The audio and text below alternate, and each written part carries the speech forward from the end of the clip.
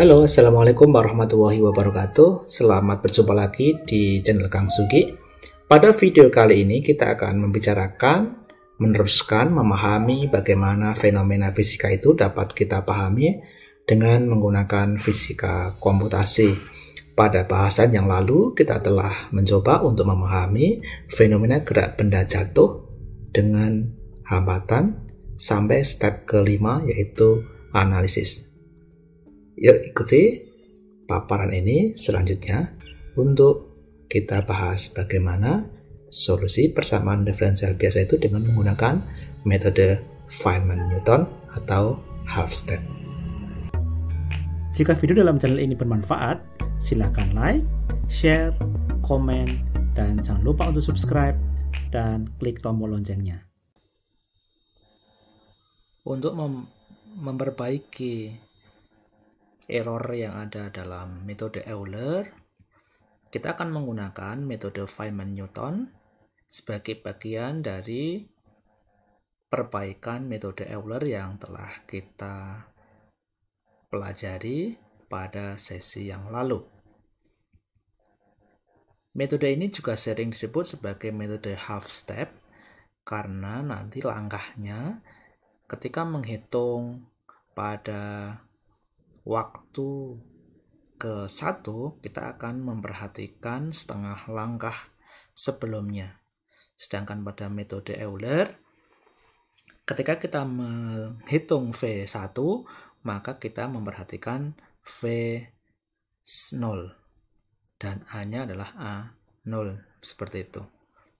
Jadi metode half step itu adalah metode setengah langkah.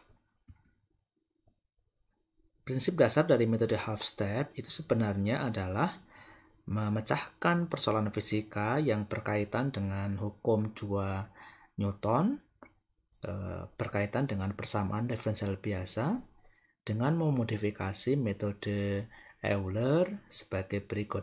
Prinsip dasarnya adalah sebagai berikut.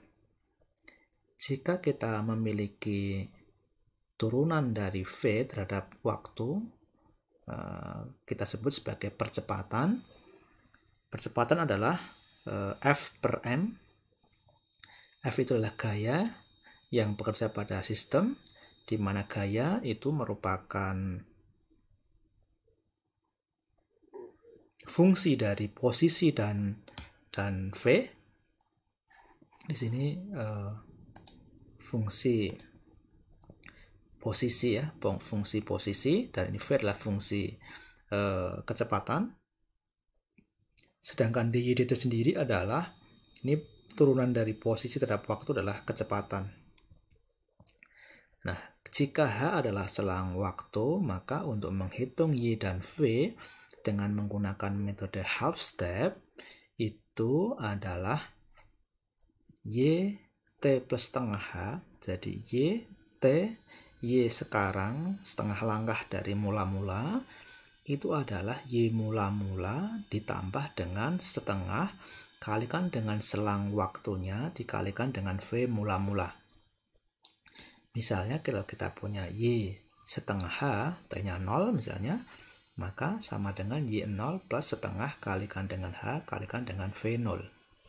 Itu Y setengah langkah di depan. Demikian halnya untuk V setengah langkah di depan itu sama dengan V mula-mula ditambah dengan setengah H. H adalah selang waktu dikalikan dengan A mula-mula. V, Y, T, VT per M. Ini F inilah gaya dibagi M, ini berarti percepatan mula-mula.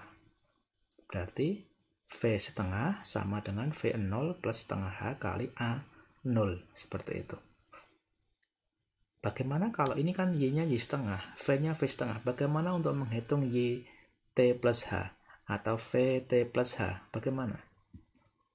Untuk menghitungnya, YT plus H itu Y sekarang itu sama dengan Y mula-mula ditambah dengan H dikalikan dengan V setengahnya. V setengah langkah sebelumnya. Ini adalah prinsip dari metode Feynman-Newton atau half step.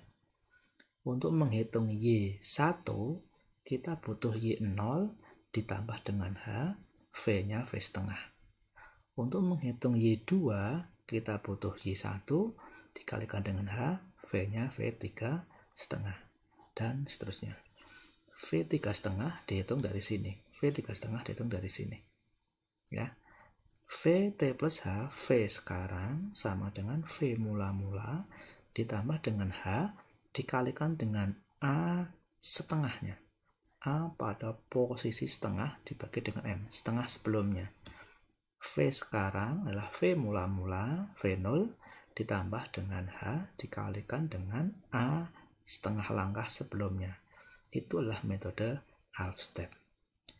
Agar kita memahami secara lebih mudah, saya akan memberikan ilustrasi berikut ini.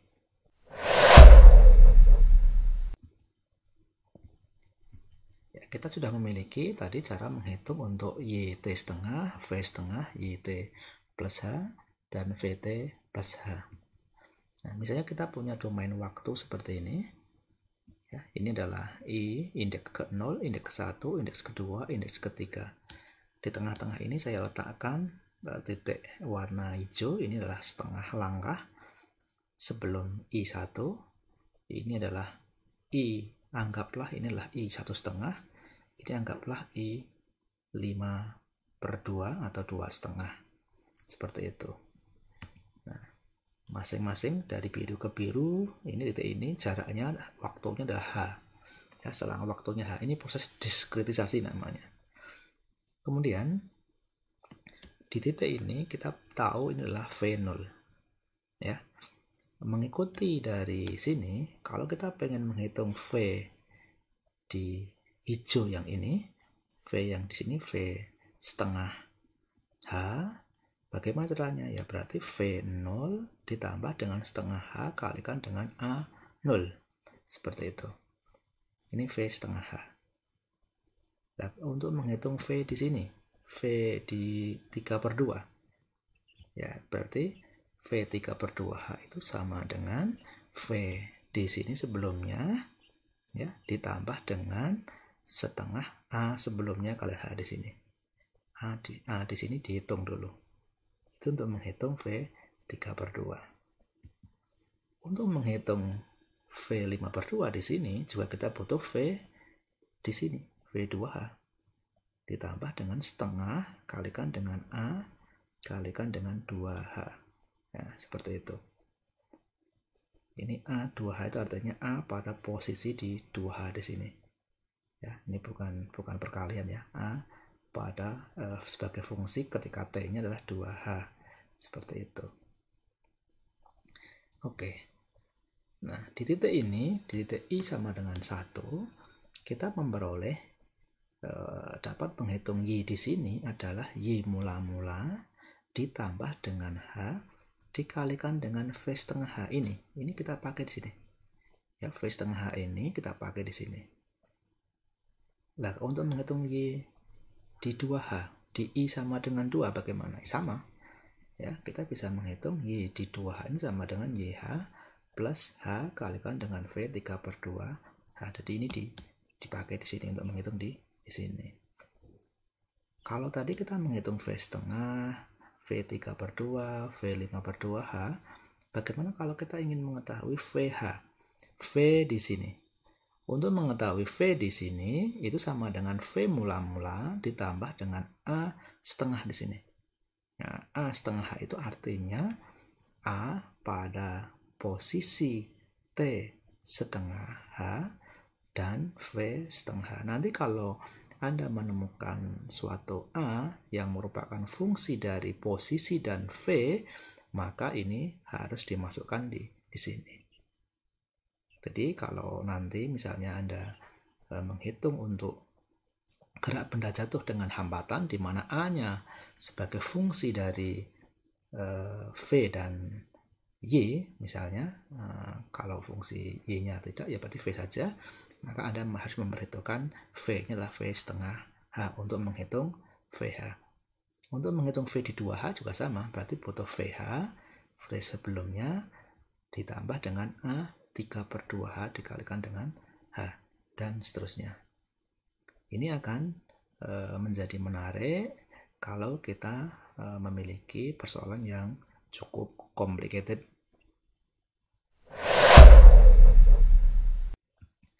Untuk latihan, silahkan Anda coba untuk memodifikasi metode Euler ini ke dalam metode Feynman-Newton half step. Kemudian coba Anda buat program, ya, dengan Python untuk implementasi metode Feynman-Newton itu. Kemudian lakukan langkah dari komputasi yang ke-5, yaitu analisis. Jadi langkah analisis, Anda cek, Anda interpretasi hasilnya seperti apa, Anda cek kesalahan relatifnya, bandingkan antara metode Euler dengan metode Feynman-Newton ini. Mulailah dengan menggunakan gerak benda jatuh tanpa hambatan sebagaimana yang telah saya contohkan tadi, tapi ubahlah dalam menggunakan metode Feynman-Newton itu. Selanjutnya nanti Anda bisa membuat kode program untuk gerak benda jatuh dengan hambatan. Jika Anda sudah menguasai metode Feynman-Newton ini, kita akan melanjutkan untuk memahami fenomena fisika yang lain seperti gerak osilasi pegas satu dimensi atau fenomena-fenomena fisika yang lain dengan menggunakan metode Feynman-Newton.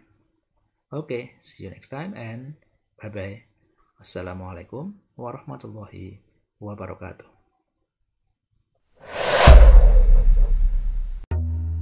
Jika video dalam channel ini bermanfaat, silakan like, share, komen, dan jangan lupa untuk subscribe dan klik tombol loncengnya.